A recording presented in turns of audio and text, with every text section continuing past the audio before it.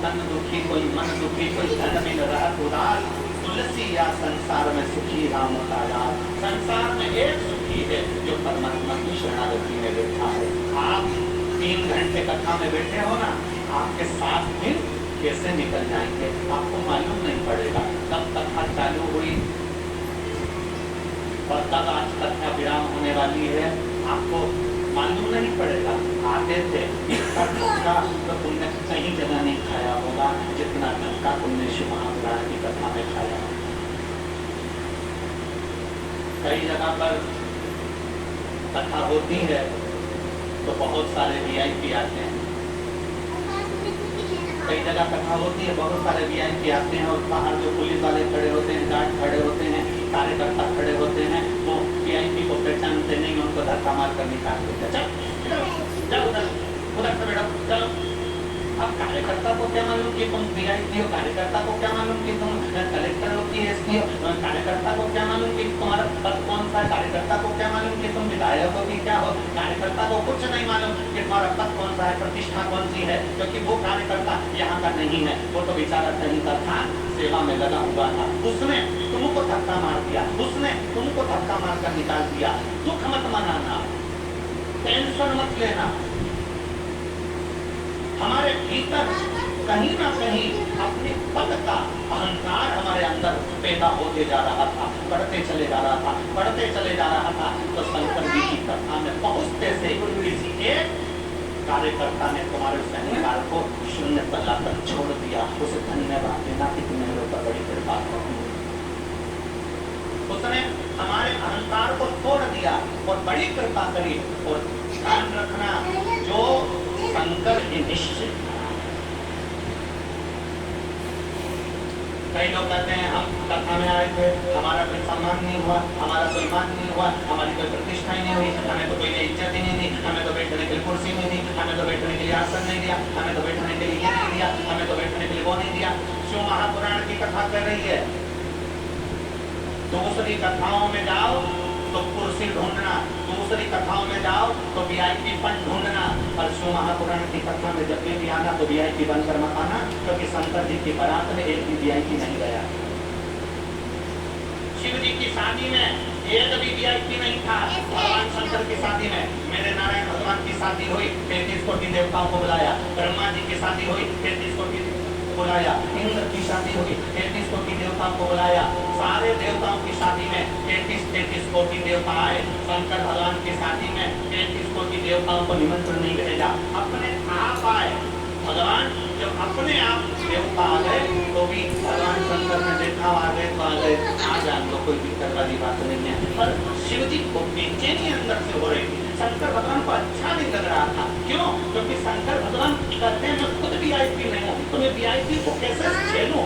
मैं तो मेरे वालों को बुलाना चाहता हूँ। तो शंकर भगवान मुंह उतार कर बैठे थे। भगवान नारायण ने पूछ लिया, आपका चेहरा उतरा है, आपकी शादी हो रही है, चेहरा क्यों उतरा है? जिसकी शादी होती है वो तो बड़ा खुश होता है, आपका चेहरा उतरा है। शंकर भगवान बोले, मेरा जितने भक्त हैं, मेरे जितने गण हैं, मेरे भूत चुड़ैल डाकनी पिशाचनी, ये सब नहीं दिख रहा है, इसलिए मेरा दिल दुख रहा है। भगवान विष्णु ने कर दिया, तुम बुला लो, हमें मनाने। शंकर भगवान ने डमरू खड़काया, डाकनी पिशाचनी चुड़ैल को भूत सवार हो रहा है।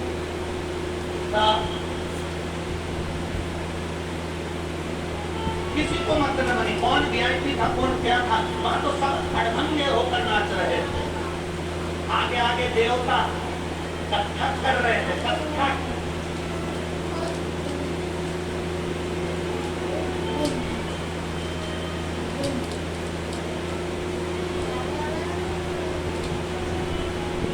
देवताओं का नृत्य कथक, नैनों को मटकाते हुए, हाथों को मटकाते हुए, पांवों को मटकाते हुए देवता कथक कर रहे थे, अप्सराएं कथक कर रही थी। और सारे जितने गंधर्व अप्सराएं देवता सब गंधर्व सब कथक कर रहे हैं, नृत्य कर रहे हैं। इतने में एक शंकर भगवान के गण ने कथक करने वाले को देख लिया, और कथक करने वाले को देखा तो शंकर भगवान के गण ने अपने गणों से कहा कि अपने को तो नाचना भी नहीं आता, ये तो कितनी जोरदार नाच रही है, इसकी तो इतने में गण शंकर भगवान के पास गया और शिव जी से पूछा, हमें नाचना नहीं आता, हम क्या करें? शंकर भगवान बोले, वो जैसे हाथ फेंक रही है ऐसे तुम अपने शरीर के जितने अंग सब फेंकना चालू कर दो, नाच होगा। बस देवता कथक नाच रहे थे, कोई भांगड़ा नाच रहा था, कोई गरबा कर रहा था, भूत चुड़ैल जो नाच रहे थे वो ब्रह्मा जी के भी संकट में नहीं पड़ा, उनकी भी बुद्धि में नहीं आया, आखिर इस डांस सभा में नाम क्या है? इस डांस सभा में नाम क्या दूं? भगवान विष्णु ने ब्रह्मा जी से पूछा, ये देवता नाच रहा है, कोई कथक कर रहा, कोई गरबा कर रहा, कोई भांगड़ा कर रहा, कोई कथक कर रहा है, ये भूत चुड़ैल जो नाच रहे हैं, इनके नाचने का कोई नाम है क्या? इतने में ब्रह्मा जी ने कहा, जो समझ में नहीं आया उसी का नाम मैंने कलयुग में डिस्को कर दिया। ये जितने रुद्रगण नाच रहे हैं, जितने डाकनी पिशाची भूत चुड़ैल नाच रहे हैं, ये सब डिस्को कर रहे हैं। और तुम देखना आज के समय में लोग डिस्को ऐसा करते हैं जैसे पूरा शरीर में देवी देवता हो गए।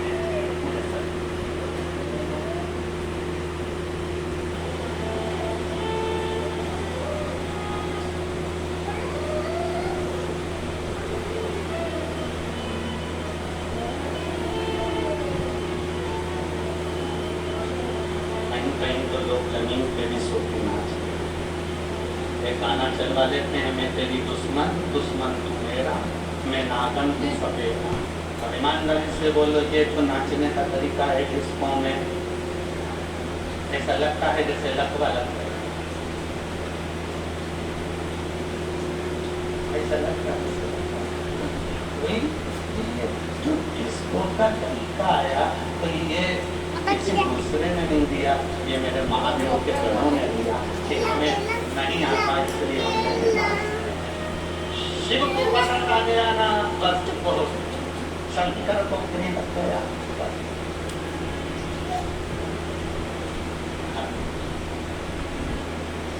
ऐसा दुनिया में कौन है जिसको दुख नहीं है? ऐसा दुनिया में कौन है जिसको तकलीफ नहीं? सबको बस जो मानव का शरीर मिला है उस मानव के शरीर में प्रसन्न रहने का हक। ऐसा नहीं दुख किसी को नहीं होता। घर में पत्नी इसलिए दुखी है कि गैस की टंकी नहीं। पत्नी काय के लिए दुखी है? बोलो, जम के बोलो कि गैस की टंकी।